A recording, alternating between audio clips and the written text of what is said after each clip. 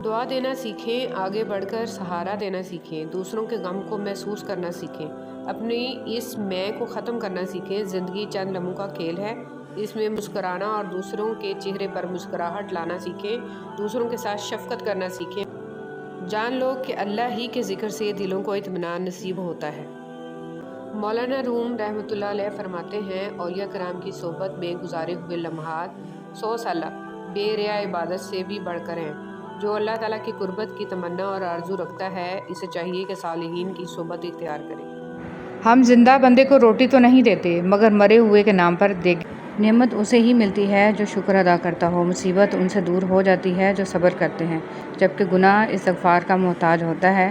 بس جس نے صبر، شکر اور استغفار اپنا لیا، اس نے کامیابی حاصل کر لی۔ پیار، محبت، خلوص اور احساس ایسے ادھار ہیں جو دگنا ہو کر واپس ملتے ہیں۔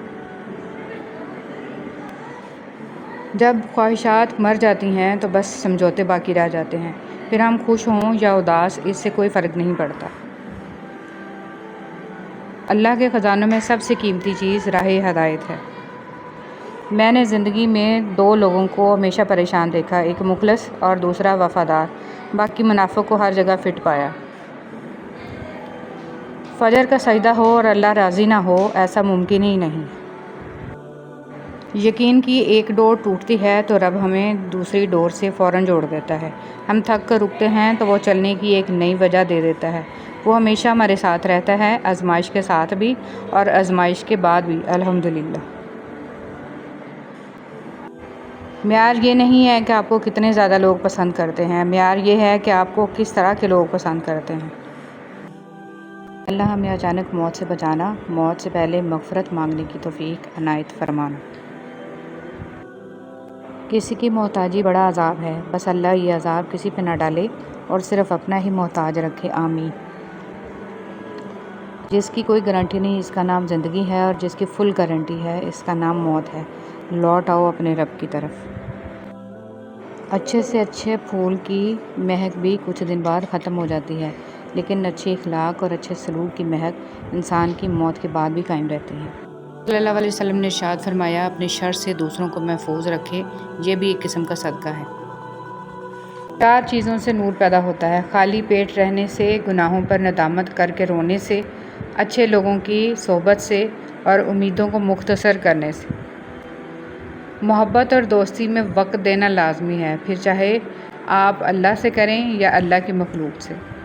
جب آپ کسی کے راستے میں روشنی کرتے ہیں تو آپ کا اپنا راستہ بھی روشن ہو جاتا ہے۔ آپ زبردستی کسی کو 2 کاموں کے لیے مجبور نہیں کر سکتے، ایک محبت اور دوسرا عبادت۔ دونوں دل سے ہوتی ہیں اور دونوں کا رشتہ روح سے جڑا ہوتا ہے۔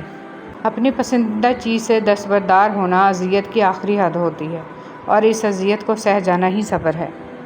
میں بہترین شخص وہ ہے جو خود قرآن کی تعلیم حاصل کرے اور دوسروں کو قرآن کی تعلیم دے۔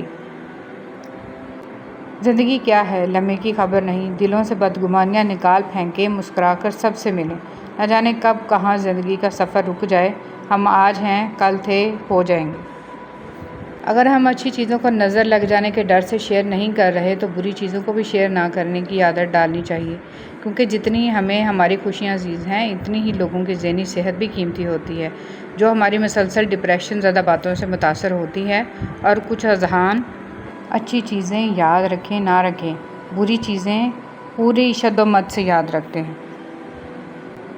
محبت کسی کے لیے اپنی جان قربان کرنا نہیں ہے، کیونکہ یہ جان تو اللہ کی امانت ہے۔ محبت تو کسی کی رضا اور خوشی کے لیے اپنی رضا اور خوشی کو قربان کرنے کا نام ہے۔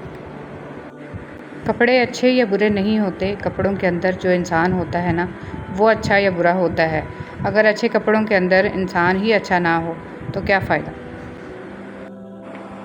جن کے دلوں میں رحم، طبیعت میں سادگی، احساسوں میں خلوص، ملنے میں اپنا پن، دلوں میں محبت اور سوچوں میں سچائی ہے، ایسے انسانوں کا وجود اللہ کی طرف سے مخلوق کے لیے نعمت ہے۔ اللہ تعالیٰ کسی کو ترساتے نہیں ہیں، بلکہ تھوڑا سا آزماتے ہیں کہ میری محبت کے دعوے کرنے والا میری محبت میں کس حد تک صبر کر سکتا ہے۔ صبر کرنے والے کبھی کمزور نہیں ہوتے، وہ دلیری کا پہاڑ ہوتے ہیں، چراغ ہوتے ہیں، اور جو اس کی محبت میں صبر کرتے ہیں اور اس پر کامل یقین رکھتے ہیں، وہ ان کے لیے کن فرما دیتا ہے۔ درود شریف کی عادت آپ کی زندگی پر ایسا اثر رکھتی ہے جیسے بنجر زمین سے سیراب کرنے کا سفر۔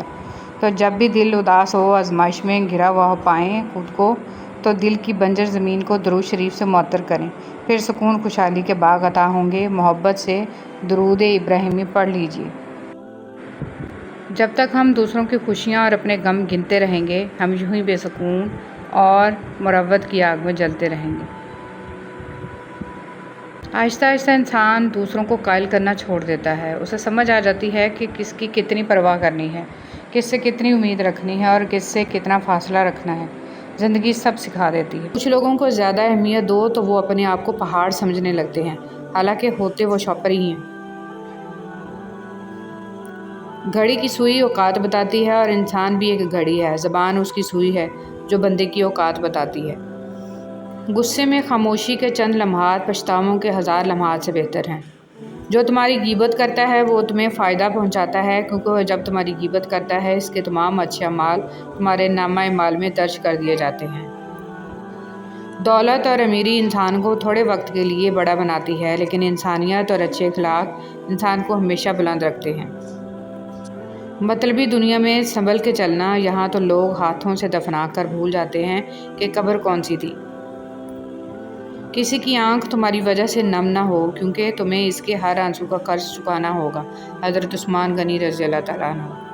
کوئی بھی انسان پرفیکٹ نہیں ہوتا۔ لگاؤ ہو تو خوبیاں تلاش کر لیتے ہیں اور بیزاری ہو تو خامیاں۔ جس انسان کو سال بھر میں کوئی تکلیف، کوئی رنج نہ پہنچے تو وہ جان لے کہ مجھ سے میرا رب ناراض ہو گیا ہے۔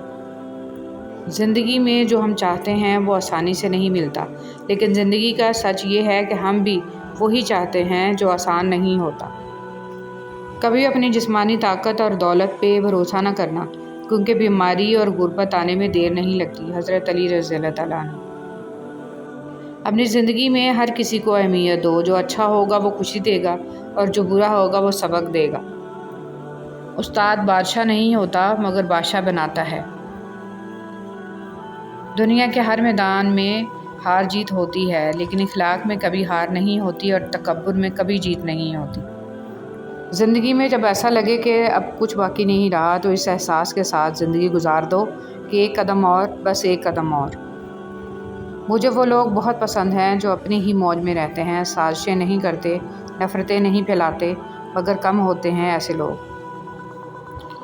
لوگوں کی خفیہ سازشوں سے تم پریشان نہ ہو، کیونکہ اللہ کی تدبیر اور چاہت سب پر بھاری ہے۔ پردہ نشین رہتا نہیں کوئی بھی عمر بھر، وقت کی رفتار سے اترتے ہیں نقاب لوگوں کے۔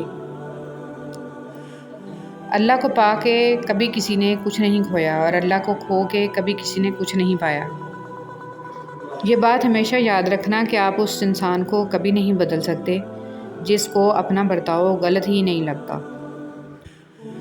ریڑھی والا حج پر جا رہا تھا۔ لوگوں نے پوچھا کہ تم تو ریڑھی لگاتے ہو، سفر کا خرچ کہاں سے آیا؟ اس نے جواب دیا، ریڑھی میں لگاتا ہوں، میرا رب نہیں۔